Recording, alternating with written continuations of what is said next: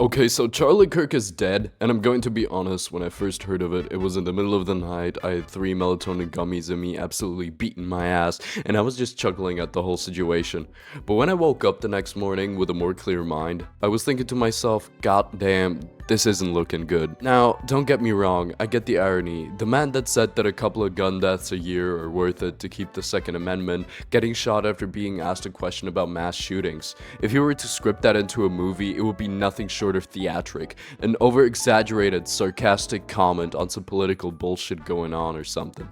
But this is real life, and everyone's been talking about it, so I decided to make a short video on it before it's too late. Now, first things first, a lot of people are very polarized when it comes to Charlie Kirk's death. A lot of people celebrate it, a lot of people mourn it, a lot of people try to add their POV without offending both sides, blah blah blah blah. First things first, I do not condone political violence, but mostly just because it just stirs shit up to the point where you can't clean the glass.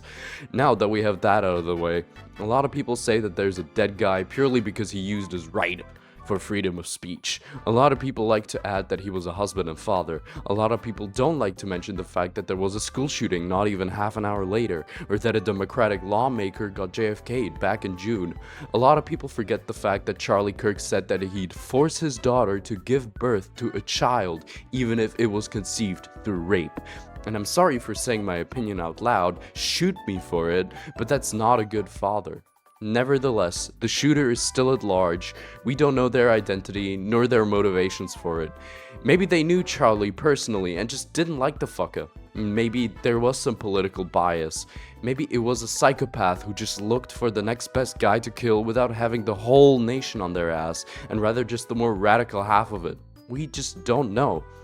Now, there are also people debating, did he deserve it? Did the worst version of Andrew Tate, going to college campuses to persuade impressionable students to follow his personal beliefs and spewing hate on North African lesbian poetry, deserve a life execution with an audience and everything? The short answer is, have your own opinion. I didn't think about whether he deserved it or not, and I don't think I will, because there's too many philosophical hurdles to hop over just to get to a conclusion without sounding like a national socialist or a sociopath. No, what's been on my mind is the future before us. Sure, some people call it selfish, but bro, I'm not even American. I'm worried for y'all, cause Trump is 100% using this to his own advantage, spewing buzzwords like the radical left, to get the Republicans even more worked up than they already are, pitting the citizens of his own nation against each other, possibly even foreshadowing a civil war, which doesn't seem too unrealistic now that I think about it.